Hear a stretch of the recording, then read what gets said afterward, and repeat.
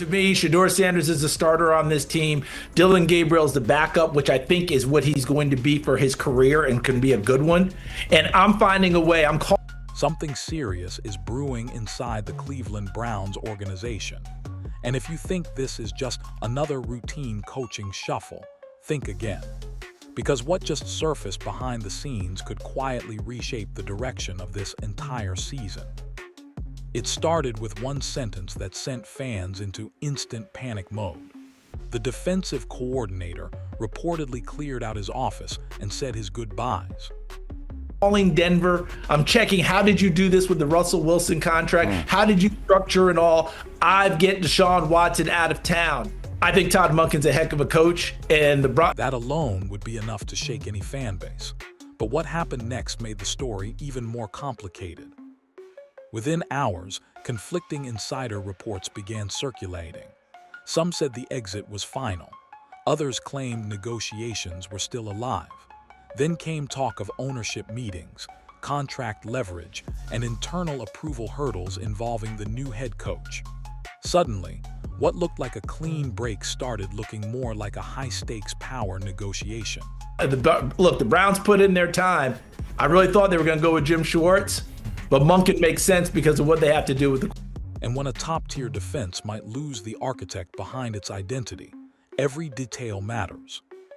This isn't just about one coach. This is about continuity versus disruption, stability versus reset.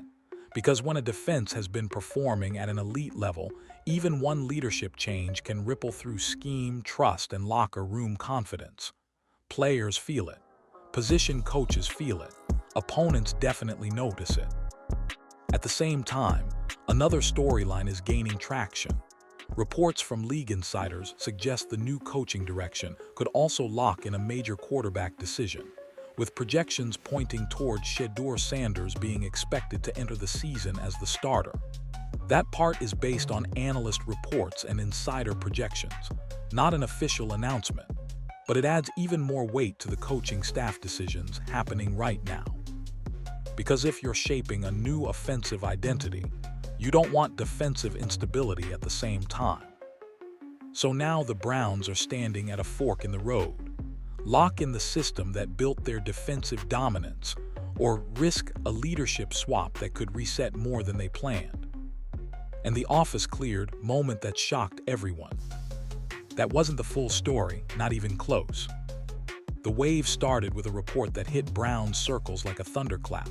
The defensive coordinator had reportedly cleared out his office, said farewell to staff members, and indicated he wouldn't be returning. Within minutes, fan forums, insider feeds, and sports talk shows lit up. Because when a coordinator tied to an elite defense suddenly looks gone, people don't treat that like routine turnover. They treat it like structural damage. Early chatter pointed toward a full exit scenario. Some reports linked him to potential opportunities elsewhere. Others floated the idea that he might simply be done coaching for now.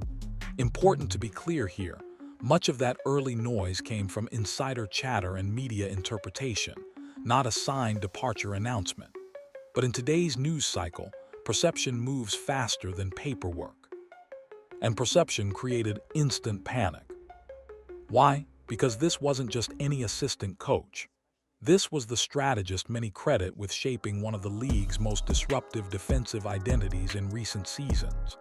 Under his system, the unit built a reputation for pressure, discipline, and yardage suppression. So when the phrase "cleared his office" hit the timeline, fans translated it as, "the foundation is cracking." Speculation exploded right after. Some reports suggested he was a leading candidate for openings with other organizations. Others claimed talks had stalled internally after the head coach decision.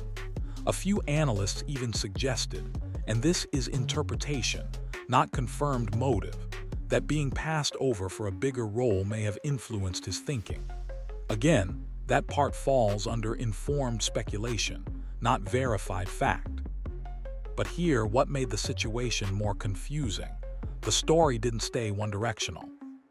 Because just as the exit narrative felt settled, a new insider update surfaced that flipped the temperature completely.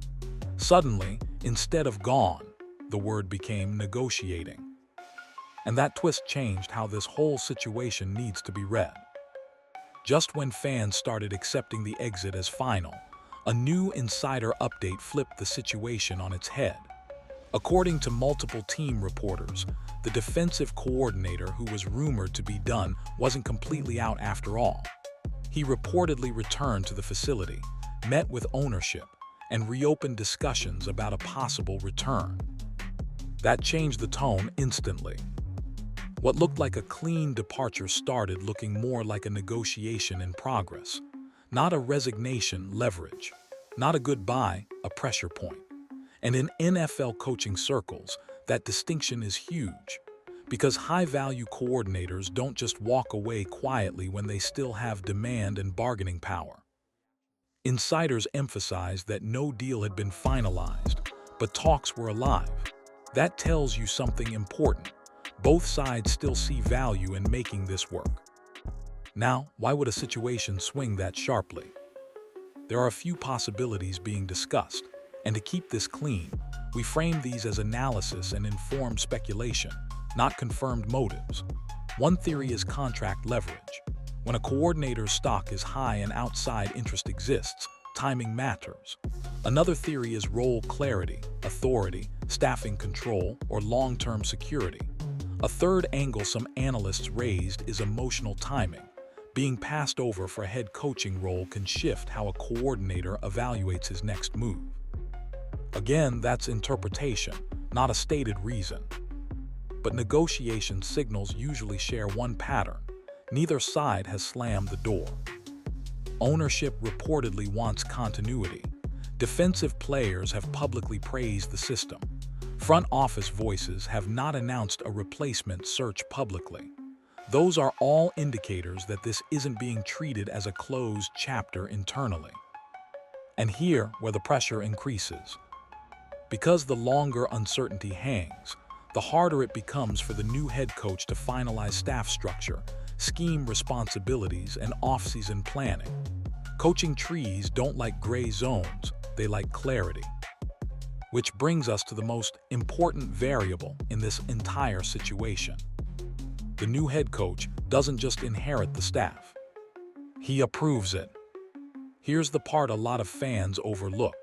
Even if ownership wants the defensive coordinator back, the final working relationship still runs through the new head coach.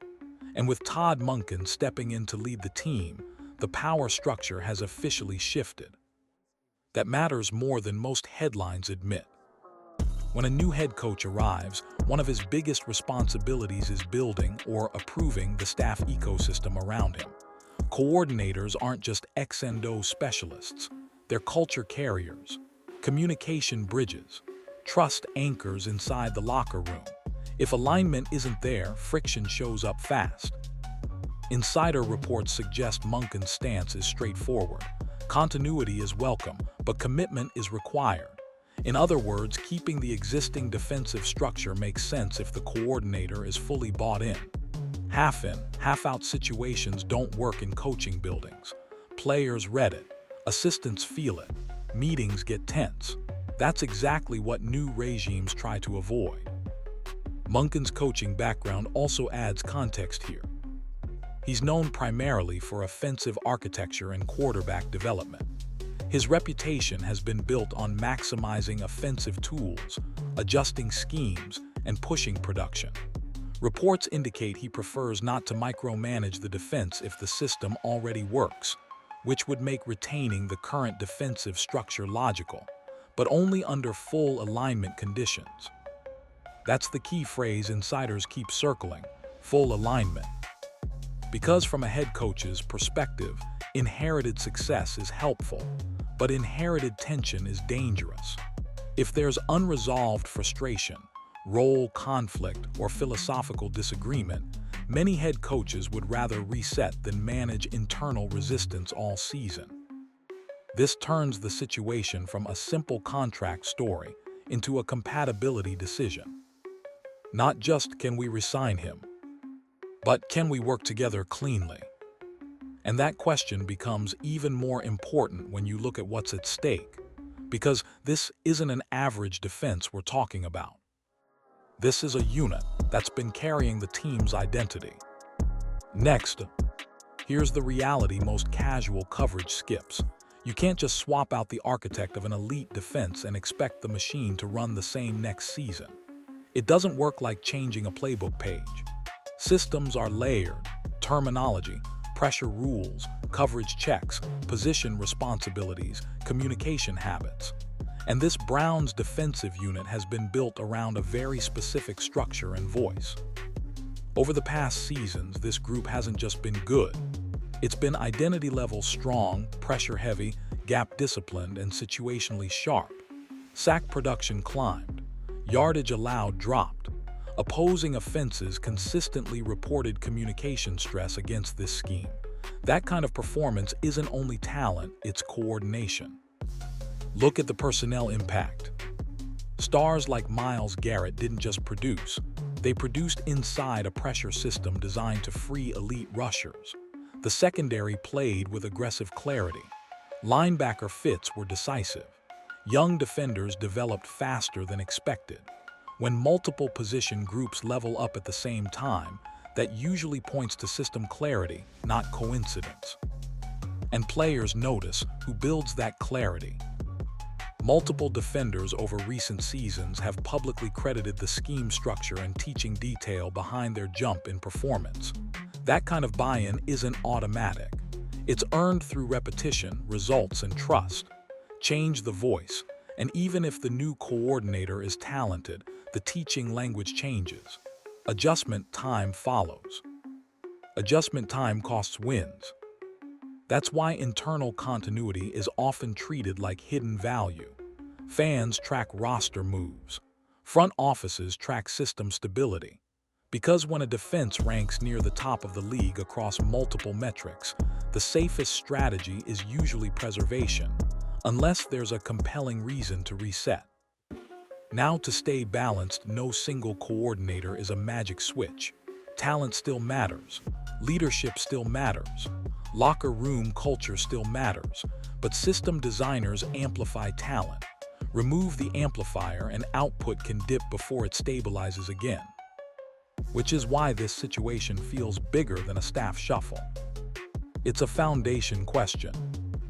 And some analysts believe this is interpretation, not confirmed motive, that personal career timing may also be influencing the coordinator's decision window. Because there's a human layer behind this story too. There's another layer to this situation that analysts and insiders have been carefully hinting at, not as confirmed fact, but as a possible emotional and career factor. And it centers on one uncomfortable question. What happens when a highly successful coordinator believes he had a real shot at the head coaching job and doesn't get it? Several league voices have suggested, again, this is interpretation and informed speculation, not a verified statement, that being passed over for the top role can sometimes influence how a coordinator evaluates his future with that same organization. Not out of spite, out of timing. Coaching careers are short at the top level. Windows open and close fast. Interviews don't come every year. When a coordinator's defense ranks near the top of the league and head coaching vacancies appear, that's usually when momentum peaks. If the promotion doesn't happen then, some coaches start reassessing their path, whether that means waiting another cycle, changing teams, or renegotiating their value where they are. Insiders have pointed out that strong seasons often lead to renewed head coaching interest the following year if performance holds. That creates a strategic fork. Stay and prove it again, or pivot now while your stock is high. Age and timing also play into this conversation across the league. We've seen multiple coaches land major roles later in their careers after second or third waves of opportunity. So it's not impossible, but it does raise the stakes on each decision year. From a career standpoint, another dominant defensive season could reopen bigger doors. From a risk standpoint, staff turnover or scheme disruption could lower momentum. That tension makes negotiations more complex. because now it's not just about salary or title, it's about trajectory.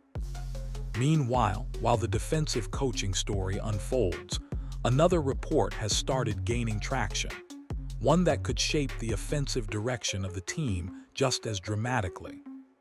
And it centers on the quarterback room.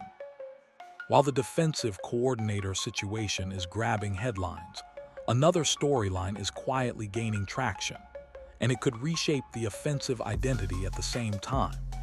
Several analysts and insider reports have suggested that the new coaching direction is expected to move forward with Shedeur Sanders as the starting quarterback going into the season. Important wording here: expected, projected, and reported, not officially announced. This idea comes from media insiders and analyst projections, not a finalized depth chart decision. But when multiple credible voices point in the same direction, it becomes a storyline teams and fans both track closely. And if that projection holds, it raises the stakes on every coaching staff decision happening right now. Because quarterback development and defensive continuity are deeply connected, even though fans often treat them separately. A young or newly installed starting quarterback benefits most when at least one side of the ball remains structurally stable. If the offense is being redesigned under a new head coach, and the defense also resets leadership at the same time, volatility doubles. Teams usually try to avoid that. Reports suggest the new coaching philosophy is built around offensive acceleration, quarterback clarity, and scheme efficiency. That would align with a move toward a confident, command-style passer leading the offense. Supporters say Shedeur fits that mold. Skeptics argue projections are premature. Both views exist, and that split debate is exactly why this topic is generating engagement.